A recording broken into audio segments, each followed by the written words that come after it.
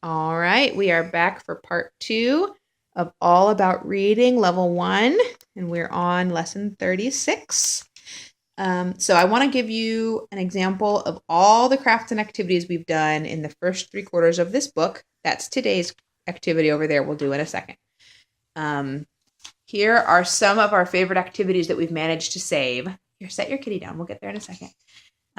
This one, for instance, is way back at level 6. So by the time you've done 6 levels, you get a word flipper.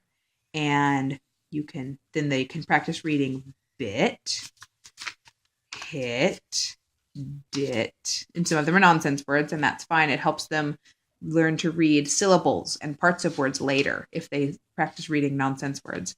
Or dit, or dat, dit. So they only learned A and I by this point. So they can flip and create, and Anya absolutely loved taking this out, taking it through the car, showing Daddy, showing Grandma, all these things. All these words she could make all by herself. And this is all inside the activity book. You just cut it out, fold it in half, staple it. Oh, look, ta-da, there's a thing.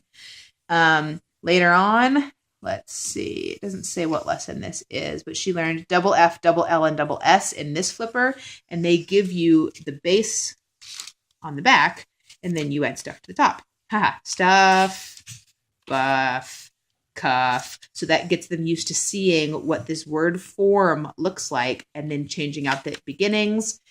And this one is another one with the double L. So you start out with, you get 2 or 3 big flippers early on, and then they switch to smaller flippers with more complicated words on it as you go through the levels. For games, one of our earlier rhyming games is monkeys. These monkeys have names, Peg, Dot, and Ned, and we would line them all up at the top, and then you cut out bananas. And you can see that we did not take the time to color all these. If Anya was a super big colorer, we could have just torn out the pages and let her color on them for a day or 2 before cutting them out, or color them after, or color them at any time. She likes coloring, but it's not something that she needs to do. I don't need activities for her to do while I do her sister's school. So we just cut them out and didn't color them. So you read a banana leg. Whose banana is that? Oh, Peg and leg rhyme. So that's her banana. Nom, nom, nom, nom, nom. And we feed her the bananas, or we stacked them up, and then we counted how many bananas. Oh, Peg, that's hers also. So that's an example of a kind of rhyming game that they have. Also another one that was very early on, probably lesson 6 or 7, was frying eggs.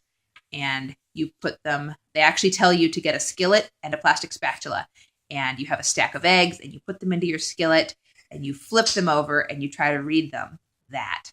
And if you won, then you would scoop it off of your skillet and put your eggs into the plate. That's where the plate came from first. So you would practice frying eggs, and she just sat down at the table and flipped eggs and read the words and kept reading them until she had all of her eggs collected. Similar thing with the mouse and the cheese. We colored this one. We were having a good day. And if you could read the word, you got to feed the cheese to the mouse. Yum, yum, yum, yum, yum, yum. And she read it all. And socks over there were rhyming words again, and the rhyming words were matching pairs. So you would start these out on the back. And damp lamp. Do those rhyme? Yep. We think they are rhyming, and we flip them over to check. Oh, yes, that's a pair of socks. Good job. So these are games they can play on their own if they enjoy them, and you don't necessarily have to sit with them, because most of them are self-checking, especially the rhyming ones. They'll come with a match so they can self-check and see, and just have a fun time and a good time coloring with words, playing with words, doing games with words, flipping words, everything to do with words. And the more often they see these sounds, the better their reading becomes. So on to today's lesson. We have a kitty, and this is a kitten who's lost her mittens. So wait, put him over. So first, you need to find a match. Let's lay her down. And this kitten needs to find her matching mittens. So Anya, start reading words and see if you can find a couple that match. Wing. Turn it upwards so you can see. Wing. Wing. Wing.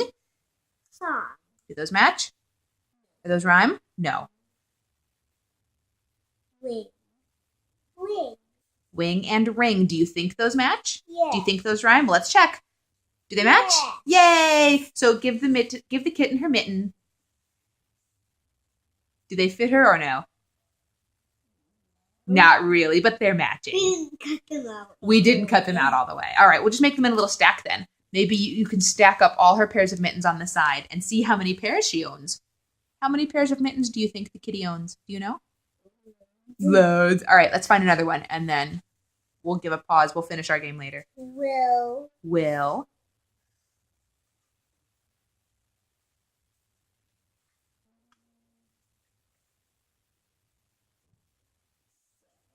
What's that word? Still. Will and still. Do you think those rhyme? Yeah. Why do they rhyme?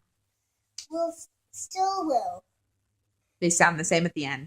That's right. All right, check the other side. Do they match? Yes. Hooray! All right, you and I will finish playing this in a minute. 2 pairs. So far. 2 pairs. We'll finish this in a minute. I want to show your fluency sheet real quick. So these are really long, and I definitely have always adjusted these according to her level, her stamina of reading. She can read all these. It would just take a really long time. So most fluency sheets start with a new section at the top, and you can see that these are all the ings that we've learned today. One way that I found that helps us to not be so overwhelmed with a lot of words is to make a joke about all the space they wasted. Look at all this space. They could have filled in words here. They could have put words here, but all because of this one picture, they left all this with no words in it. Ever since the beginning of the program, we've done that, and that has helped us. Also, I will put a dot by only 2 of the lines, especially if she's getting it easily, and it's just the time it takes to get through them is hard. So I'll say only this line and this line. We'll skip all the rest of those. So we talk through it. Mixed review, of course, goes back into the old stuff. The phrases and sentences actually is really brilliant. The way there's sometimes another section, but they almost always end with this section. It starts with 2 words, and then it adds to the words, and then it adds to the words. And a lot of times, in order to make it shorter, she wants to only read the final sentence. But what we've discovered, which Anya has actually discovered herself, is that if you read the short part first, and then you already know those words, and you only have 3 new words to add, and then you already know all of that, and so the last 2 are so easy, and it makes them able to read this whole sentence quickly because they've already practiced it when it was short, and she really enjoys being able to read quickly.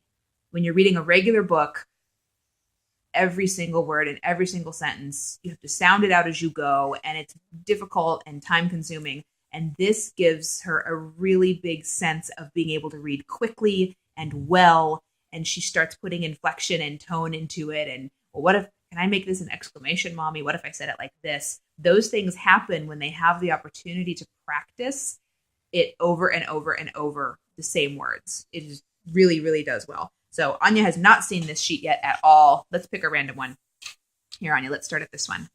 Oh, and for pointing, I got this is just a dowel rod that is roughly the size of a pencil, and I cut it in half, and I sharpened the ends, and now I can point at her sheets and help her out where she is without marking on the paper with a pencil. All right, so let's start here. The king said. Okay. Nope. Said. Good. The king said, add a bell. Try your vowel. Bell. So what does this one say? The king said, add a bell. What does that even mean? Let's see what it means. The king said, add a bell to the song. Oh, so the king wanted them to add bells to the song. Very nice. Good job. Let's do one more, and then that'll be all for the video. The truck. The truck. Well, what about the truck? The truck hit the shed.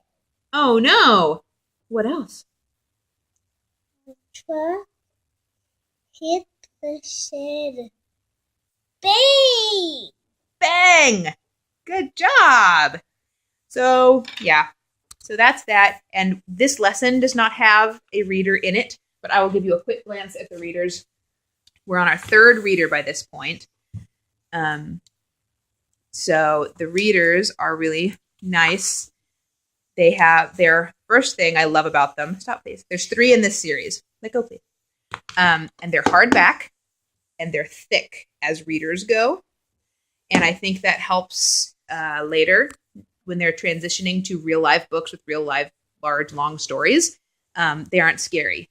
I think if you start out with little, thin, wimpy paper books, that's great. If you can color in them, that's wonderful.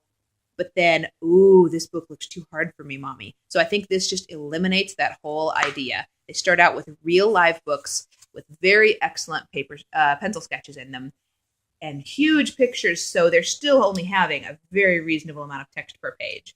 And the stories are engaging. They're not girly or boyish. They're very good for girls and boys both. Mainly, lots of them, in fact, maybe all of them, having to do with animals and outside and nature. Great pictures. And again, I use my little pointer because she still has a hard time looking on the whole page to see if there's text. She would go to this page and just go on to the next page. So I help her definitely point it out as we go. And she really enjoys the stories. You can see the kind of words and things that are going on. They actually do a lot with a very limited vocabulary.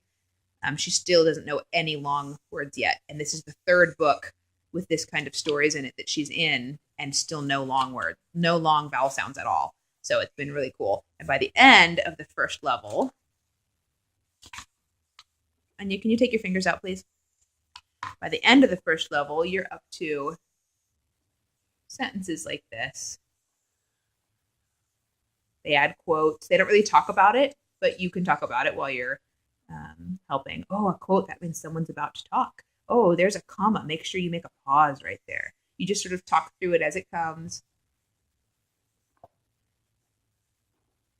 So anyway, that's a quick look at books. So that's been all about spelling, level 1, lesson 36. And we hope you have enjoyed it. And I hope this can help you if you're trying to decide if this is a good program or not.